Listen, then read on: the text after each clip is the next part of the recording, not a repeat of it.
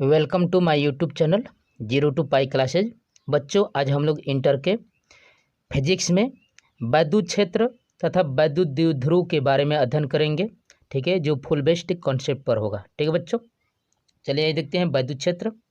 यहाँ पर है, किसी वैद्युत आवेश अथवा आवेश समुदाय के चारों ओर का वह क्षेत्र जिसमें कोई अन्य आवेश आकर्षण अथवा, ठीक है बच्चों, आकर्षण अथवा प्रतिकर्षण, ठीक है बच्चों, प्रतिकर्षण के बल का अनुभव करता है, वैद्युत क्षेत्र अथवा वैद्युत बल क्षेत्र कहलाता है।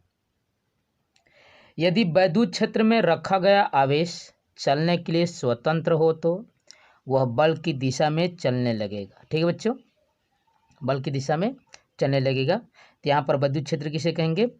तो कोई आवेश या समुदाय अपने ऊपर आकर्षण अथवा प्रतिकर्षण के बल का अनुभव करेगा, उसी को हम लोग क्या कहेंगे बच्चों? वैद्युत क्षेत्र कहेंगे। ठीक है बच्चों, यदि वैद्युत क्षेत्र आवेश चलने के लिए स्वतंत्र हो तो वह बल की ही दिशा में चलने लगेगा। यदि बल की दिशा निरंतर बदल रही हो तो आवेश के चलने की भी दिशा बदलती जाएगी। अर्थात इसका क्या मतलब है? आवेश वक्राकार मार्ग पर चलेगा। ठीक है बच्चों, वैद्युत क्षेत्र में किसी स्वतंत्र धन आवेश के मार्ग को वैद्युत बल रेखाएं कहते हैं। ठीक है बच्चों, किसे क्या कहेंगे? वैद्युत बल रेखाएं कहेंगे। इसको एक तो इस तरह से भी कह सकते हैं बच्चों, वैद्युत बल रेखाएं वैद्युत क्षेत्र में खींचा गया वह काल्पनिक निष्कोण वक्र है, ठीक है, जिस पर एक स्वतंत्र व पृथक्कृत, ठीक है बच्चों, एक स्वतंत्र व पृथक्कृत आइसोलेटेड, ठीक है बच्चों, धन आवेश लगने पर, ठीक है बच्चों, धन आवेश यहाँ पर पृथक्कृत एकांक धन आवेश चलता है। वैद्युत बल रेखा के किसी भी बिंदु पर खींची गई स्पर्श रेखा उस बिंदु पर स्थित धन आवेश पर लगने वाली बल की दिशा को प्रदर्शित करती है। ठीक है बच्चों, क्या प्रदर्शित करती है?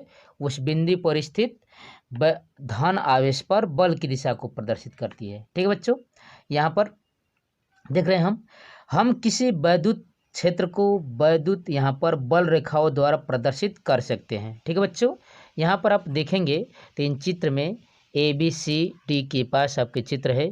इन चित्रों में आप ध्यान देंगे तो कह रहा है कि चित्र जो 7A है, जो आपका यह A है बच्चों, A7A का यह चित्र है यह। ठीक है बच्चों, 7A में धन आवेश वाले गोले से उत्पन्न वैद्युत क्षेत्र में बल रेखाएं खींची गई हैं। क्या बच्चों खींचा गया है? यह बल रेखाएं खींची गई है। ठीक है बच्चों, यदि इस गोले के पास किसी अन्य धन आवेश को स्वतंत्र छोड़ दे तो प्रतिकर्षण के कारण दूर अनंत तक सीधी रेखा में चला जाएगा। ठीक है बच्चों, अतः किसी अकेले धन आवेश से बल रेखाएं सीधी अनंत तक चलती जाती है, यानी यहाँ से जो निकलती है वैद्युत बल रेखाएं वह अनंत तक चलती जाती है। ठीक है बच्चों, इसके विपरीत यदि किसी ऋण आवेश से, जो यह ऋण आवेश है बच्चों, इससे ऋण आवेश से वैद्युत क्षेत्र में कोई स्वतंत्र धन आवेश आकर्षण के कारण, ठीक है बच्चों, आकर्षण के कारण यहाँ पर आकर्षण के कारण यहाँ पर है, आकर्षण के कारण अनंत से चलकर ऋण आवेश तक आ जाएगा। ठीक है बच्चों, अनंत से चलकर वो क्या आ जाएगा? ऋण आवेश की ओर यह आता हुआ प्रदर्शित होगा और धन आवेश से क्या होगा बच्चों? जाता हुआ प्रदर्शित होगा। आप A और B चित्र में देख रहे हैं। A में यह देख रहे हैं कि A से यह जाती हुई बल रेखाएं प्रदर्शित हो रही है और B से क्या हो रही है? अनंत से आती हुई ये बल रेखाएं प्रदर्शित हो रही है। ठीक है बच्चों, अतः बल रेखाएं अनंत से चलकर सीधी ऋण आवेश तक आ जाती है और यह चित्र में आप देख रहे हैं, चित्र B में। ठीक है बच्चों, चलिए वैसे यहाँ पर चित्र A और B से स्पष्ट है कि आवेशित गोले के लिए बल रेखाएं सीधी और त्रिज्य, ठीक है, अनुगामी होती है और गोले के केंद्र से निकलती हुई अथवा केंद्र पर मिलती हुई प्रदर्शित होती है। ठीक है बच्चों, या गोले से या तो निकलती हुई प्रदर्शित होती है और नहीं तो मिलती हुई प्रदर्शित होती है। ठीक है बच्चों, अब चलते हैं हम लोग चित्र C पर। C पर देखेंगे कार्य कि इस चित्र सी में दो बराबर तथा विपरीत आवेशों से उत्पन्न वैद्युत क्षेत्र में बल रेखाएं खींची गई है। यहाँ से धन आवेश से क्या हो रही है बच्चों, निकल रही है, और ऋण आवेश से यह प्रवेश कर रही है। ठीक है बच्चों, खींची गई है।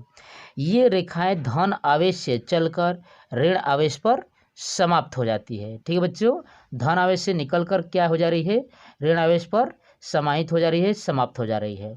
वैसे ही डी में भी देख रहे हैं बच्चों, डी में दो बराबर तथा समान आवेशों से उत्पन्न क्षेत्र में बल रेखाएं, ठीक है बच्चों, बल रेखाएं खींची गई है।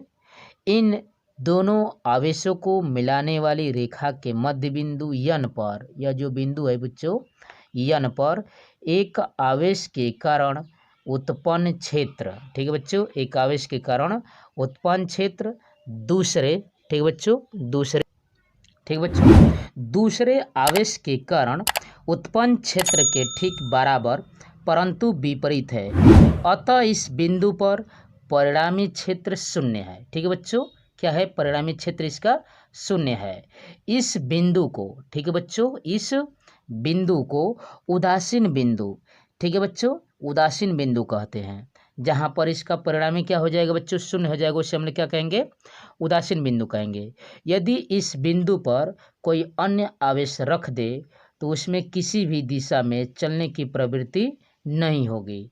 यानी यदि यहाँ पर कोई आवेश रख देते हैं तो किसी भी दिशा में नहीं चल पाएंगे। ठीक है बच्चों, यदि दोनों आवेश जो धन आवेश है आपस में बराबर न हो तो उदासीन बिंदु मध्य में नहीं होगा। आप समझ ही रहे हैं, जब बीच में नहीं होगा और दोनों यहाँ पर आवेश बराबर में है तो वहाँ पर मध्य में उदासीन बिंदु नहीं होगा। ठीक है बच्चों, इस दशा में यदि आवेश की मात्राएं Q1 व Q2 हो तो उनका उदासीन बिंदु से दूरियां क्रमशः R1 व R2 हो। तो ठीक है बच्चों, Q1 बट्टा में R1 का स्क्वायर हो जाएगा और बट्टा में यहाँ पर बराबर है Q2 बटा में R2 का, या होल यहाँ पर स्क्वायर हो जाएगा। इस अनुपात में, ठीक है बच्चों, उनकी दूरी आएंगे। ठीक है बच्चों, अब देखते हैं हम लोग जो वैद्युत बल रेखाएं खींची गई है उनका गुण क्या है। ठीक है बच्चों, उनका गुण क्या है, तो पहला हम यहाँ पर देख रहे हैं वैद्युत बल रेखाओं के गुण। ठीक है बच्चों, कह रहा है ये रेखाएं धन आवेश से चलकर ऋण आवेश पर क्या हो जा रही थी बच्चों, समाप्त हो जाती थी। ठीक है बच्चों, आपने देखा अभी चित्र में। दूसरा कह रहा है बल रेखा के किसी भी बिंदु पर, ठीक है बच्चों, बल रेखा के किसी भी बिंदु पर खींची गई स्पर्श रेखा उस बिंदु पर धन आवेश पर लगने वाली की बल की दिशा को प्रदर्शित करती है। ठीक है बच्चों, वो क्या कर रही है, उसकी बल की दिशा को प्रदर्शित कर रही है। ठीक है, तीसरा यहाँ पर है, यहाँ पर तीसरा है बच्चों, कह रहा है कि कोई भी दो बल रेखाएं परस्पर काट नहीं सकती। क्यों नहीं काट सकती है बच्चों, क्योंकि उस दशा में कटान बिंदु पर दो स्पर्श रेखाएं खींची, ठीक है बच्चों, दो स्पर्श रेखाएं खींची जा सकती है। ठीक है बच्चों, जो उस बिंदु पर बल रेखाओं की दो दिशाओं को माने प्रदर्शित करेगा, जो कि संभव नहीं है, यानी क्या है बच्चों, असंभव है। ठीक है बच्चों, क्या है, वो असंभव है, ऐसा नहीं हो सकता है। चौथा क्या कर रहा है, ये रेखाएं खींची हुई लचकदार डोरी की तरह लंबाई में सिकुड़ने का प्रयत्न करती है। इसी कारण विपरीत आवेशों में आकर्षण होता है। ठीक है बच्चों, इसी कारण क्या होता है, विपरीत आवेशों में आकर्षण होता है। ठीक है बच्चों, पांचवा, ये रेखाएं अपनी लंबाई की लंबवत दिशा में एक दूसरे से दूर हटने का प्रयत्न करती है। ठीक है बच्चों, इसी कारण समान आवेशों में क्या होता है बच्चों, प्रतिकर्षण होता है। जब समान आवेश होते हैं उसमें क्या होता है, प्रतिकर्षण होता है। ठीक है बच्चों, तो यह वैद्युत बल की क्षेत्र के बारे में, वैद्युत बल रेखाओं के बारे में और उनके गुणों के बारे में हमने अध्ययन किया। ठीक है बच्चों, अब चलते हैं जो वैद्युत क्षेत्र की तीव्रता होती है उसकी परिभाषा और फार्मूलों को निकालते हैं। ठीक है बच्चों, तो यहाँ पर रहेगा हेडिंग वैद्युत क्षेत्र की तीव्रता, आइडेंटिसिटी ऑफ इलेक्ट्रिक फील्ड। ठीक है बच्चों, इसकी तीव्रता के बारे में हम लोग देखते हैं यहाँ पर। ठीक है, यहाँ पर है वैद्युत क्षेत्र की तीव्रता में किसी, यहाँ पर वैद्युत क्षेत्र में, ठीक है बच्चों, वैद्युत क्षेत्र में किसी बिंदु पर क्षेत्र का मान अर्थात वैद्युत क्षेत्र की तीव्रता ज्ञात करने के लिए उस बिंदु पर एक अंत्य अल्पधन परीक्षण आवेश Q0 रखती है। ठीक है बच्चों, इस आवेश पर एक बल लगेगा। यानी परिभाषा इस प्रकार से बना सकते हैं कि वैद्युत क्षेत्र में किसी बिंदु पर रखे परीक्षण आवेश पर लगने वाले बल तथा परीक्षण आवेश के मान की निष्पत्ति को उस बिंदु पर वैद्युत क्षेत्र की तीव्रता ई कहते हैं। ठीक है बच्चों, क्या कहते हैं? तो वैद्युत क्षेत्र में क्या कर रहे हैं आप बच्चों? इस वैद्युत क्षेत्र में किसी भी बिंदु पर एक परीक्षण आवेश रख रहे हैं और उस पर लगने वाले बल तथा परीक्षण आवेश के मान की निष्पत्ति को ही हम लोग क्या कर रहे हैं बच्चों? उस वैद्युत क्षेत्र की तीव्रता कर रहे हैं। इसे यहाँ पर कैपिटल ई से प्रदर्शित कर रहे हैं। अतः यदि मान रहे हैं कि यदि वैद्युत क्षेत्र में किसी बिंदु पर रखे परीक्षण आवेश Q0 पर लगने वाला बल F हो तो वैद्युत क्षेत्र की तीव्रता क्या हो जाएगी बच्चों? तो E बराबर हो जाएगा F बट्टा में Q0। ठीक है बच्चों, क्या हो जाएगा? F बट्टा में Q0। ठीक है, बल F एक सदिश राशि है तथा आवेश Q0 एक अदिश राशि है। अतः वैद्युत क्षेत्र की तीव्रता E, यहाँ पर एरो का निशान देंगे। ठीक है बच्चों, भी एक सदिश राशि होगी तथा इसकी दिशा वही होगी जो क्या होगा? जो बल F की दिशा होगी। अर्थात जिस दिशा में वैद्युत क्षेत्र में रखा धन परीक्षण आवेश पर चलने का प्रयत्न करेगा, यदि परीक्षण आवेश धन न होकर ऋण हो तो वैद्युत क्षेत्र की तीव्रता भी ऋण दिशा में ही आवेश पर लगने वाले बल की दिशा के विपरीत होगी। यानी धन की रहेगा तो धन की तरफ, ऋण की तरफ। ठीक है बच्चों, चलिए यहाँ से निकलते हैं। बल F का मात्रक न्यूटन तथा आवेश का मात्रक कूलाम होता है। अतः जो उपरोक्त यह समीकरण है E बराबर F बटा में Q0, तो इसका क्या हो जाएगा बच्चों? न्यूटन प्रति यहाँ पर कूलाम हो जाएगा। क्या हो जाएगा बच्चों? न्यूटन, और इसका कूलाम यानी न्यूटन प्रति यहाँ पर कूलाम हो जाएगा। इस प्रकार से यह आपका यहाँ पर इसका मात्रक हुआ। ठीक है बच्चों, यह आपका मात्रक हुआ। चलिए आगे बढ़ते हैं हम लोग। चलिए बच्चों, यहाँ पर देखते हैं वैद्युत क्षेत्र की तीव्रता का मात्रक एवं इसका बीमा क्या होता है। जो भी अपने तीव्रता पढ़ा उसका मात्रक और बीमा देखते हैं, वो भी एमकेएस पद्धति में बच्चों। ई का मात्रक हो जाएगा न्यूटन और यहाँ पर बट्टा में कूलाम था, तो न्यूटन का होता है बच्चों केजी मीटर सेकेंड प्रति सेकेंड का स्क्वायर या सेकेंड इनवर्स कह सकते हैं। यहाँ पर सेकेंड पर -2 और बट्टा में कूलाम का होता है एम्पियर सेकेंड। ठीक है बच्चों, यहाँ से इसको ऊपर लेकर जाएंगे सेकेंड को, तो यहाँ से ऊपर लेकर जाएंगे तो बट्टा में ऊपर जाएगा तो माइनस हो जाएगा, तो सेकेंड -3 हो जाएगा बच्चों, और एम्पियर भी माइनस हो जाएगा। तो इस प्रकार से आप कह सकते हैं कि इसका क्या हो जाएगा मात्रक? किग्रा मीटर सेकेंड पर -3 और एम्पियर -1। और इस हिसाब से यदि इसका बीमा निकाले बच्चों, इस हिसाब से इसका बीमा निकाले तो क्या हो जाएगा? MLT पर, यहाँ पर T है -3 और एम्पियर A पर -1। तो इस प्रकार से इसका बीमा हुआ। ठीक है बच्चों, अब चलिए देखते हैं हम लोग किसी बिंदु आवेश के कारण वैद्युत क्षेत्र की तीव्रता। ठीक है बच्चों, किसी बिंदु आवेश के कारण उस वैद्युत क्षेत्र की तीव्रता क्या होगी। चलिए हम लोग मान रहे हैं बच्चों, आप कापी कलम लेकर तैयार रहिएगा बच्चों। ठीक है, आप इसको अच्छे से नोट्स बनाइए। ठीक है, परीक्षाओं की दृष्टि से मोस्ट इंपॉर्टेंट है। चलिए बच्चों, मानते हैं हम लोग, माना कि +Q आवेश का, ठीक है, +Q कूलाम का आवेश किसी ऐसे माध्यम में बिंदु O पर, ठीक है बच्चों, यहाँ पर बिंदु O पर स्थित है जिसका परावैद्युतांक K है। क्या मान रहे हैं बच्चों हम लोग? इसका परावैद्युतांक को हम लोग क्या मान रहे हैं? K मान रहे हैं। इसके परावैद्युतांक को हम लोग K मान रहे हैं। आवेश +Q जी, यहाँ पर +Q द्वारा उत्पन्न वैद्युत क्षेत्र में बिंदु O से, इस बिंदु O से R मीटर की दूरी पर, ठीक है बच्चों, यह R मीटर की दूरी पर एक बिंदु P है। ठीक है बच्चों, क्या है यहाँ पर एक बिंदु P मान लिए हैं, यहाँ पर बिंदु P है जिस पर वैद्युत क्षेत्र की तीव्रता का आपको ज्ञात करना है। जो यह P है इसी पर आपको वैद्युत क्षेत्र की क्या करना है बच्चों? तीव्रता को ज्ञात करना है। इसके लिए माना कि बिंदु P पर एक धन परीक्षण आवेश यानी +Q0 स्थित है। अतः कूलाम के नियम के अनुसार बच्चों, मैं आपको कूलाम के नियम को पढ़ा चुका हूँ।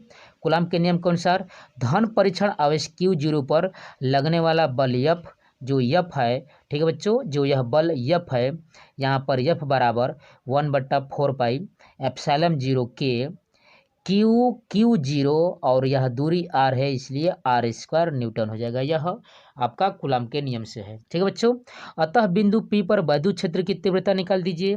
ठीक है बच्चों, इस बिंदु पी पर वैद्युत क्षेत्र की तीव्रता निकालिए यहाँ से, तो क्या हो जाएगा बच्चों, वैद्युत क्षेत्र की तीव्रता। तो अभी आपको पीछे मैंने पढ़ाया ई बराबर एफ बट्टा में क्यू जीरो से बराबर हो जाएगा 1/4πε0 के और क्यू बट्टा में आर स्क्वायर। ठीक है बच्चों, यहाँ से क्यू बट्टा में आर स्क्वायर। ठीक है, यह हो जाएगा न्यूटन प्रति कूलाम। ठीक है बच्चों, यह ई बराबर है। ठीक है, अब जो के है यहाँ पर के का हमने मान लिया है 1। ठीक है बच्चों, इस के का मान कितना है, 1 है।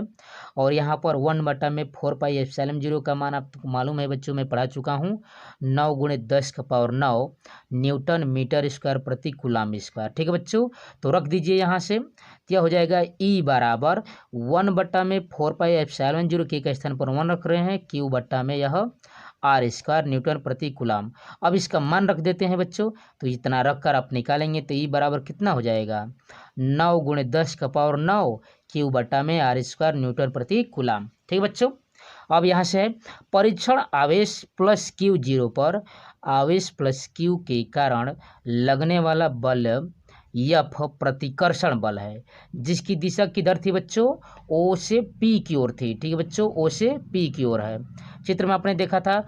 अतः बिंदु पी पर विद्युत क्षेत्र की तीव्रता ई की दिशा भी ओपी ही होगी, यानी धन प्लस क्यू आवेश से दूरी पर होगी। ठीक है बच्चों, चलिए, यदि वैद्युत क्षेत्र उत्पन्न करने वाला बिंदु ओ पर स्थित आवेश माइनस क्यू होता, तब बिंदु पी पर वैद्युत क्षेत्र की तीव्रता भी पी ओ की दिशा में, यानी इसके उल्टी दिशा में हो जाती है। ठीक है बच्चों, ठीक है, यह इस प्रकार से है।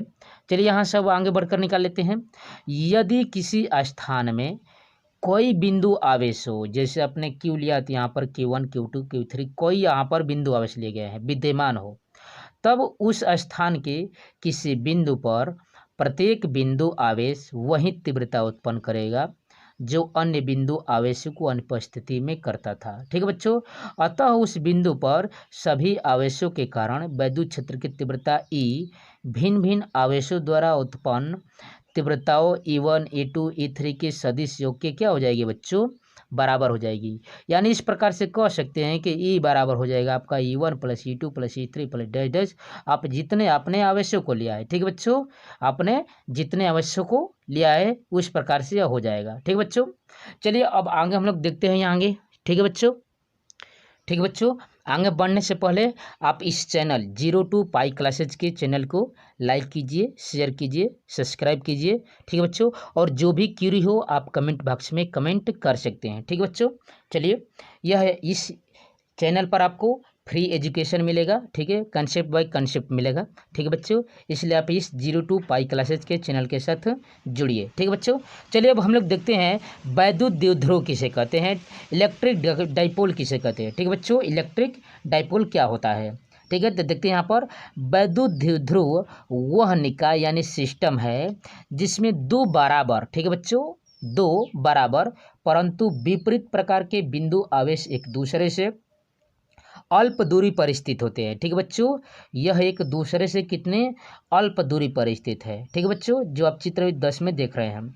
यदि एक आवेश तथा दोनों आवेश के बीच की अल्प दूरी के गुणनफल को यहाँ पर किसी एक आवेश, कोई एक आवेश तथा दोनों आवेशों के बीच की अल्प दूरी के गुणनफल को वैद्युत द्विध्रुव का आघूर्ण कहते हैं, इलेक्ट्रिक डाइपोल मोमेंट कहते हैं।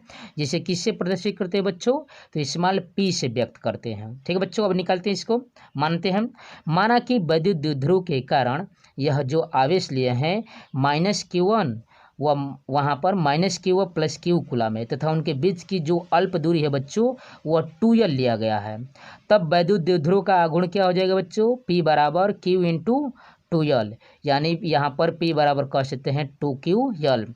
ठीक है बच्चों, यानी इसको इस प्रकार से भी कह सकते हैं कि वैद्युत जो द्विध्रुव का आघूर्ण एक सदिश राशि है जिसकी दिशा द्विध्रुव की अक्ष के अनुदिश ऋण दिशा से धन दिशा की ओर होती है। ठीक है बच्चों, इसका क्या होता है, ऋण दिशा से धन दिशा की ओर होती है। ठीक है बच्चों, चलिए इसका मात्रक निकालते हैं। तो इसका मात्रक हो जाएगा कूलाम्ब मीटर। ठीक है बच्चों, इसका मतलब क्या हो जाएगा, आप देख रहे हैं कूलाम्ब मीटर हो जाएगा। ठीक है बच्चों, तथा इसका बीमा क्या हो जाएगा, तो कूलाम्ब और मीटर का निकालते हैं तो कूलाम्ब का एल टी हो जाएगा, और यहाँ से तो यह सूत्र हो जाएगा बीमा इसका एल टी ए हो जाएगा। ठीक है बच्चों, चलिए इसके उदाहरणों को देखते हैं कि किसको किसको हम लोग वैद्युत द्विध्रुव कहेंगे। ठीक है बच्चों, किसको किसको हम लोग वैद्युत द्विध्रुव कहेंगे।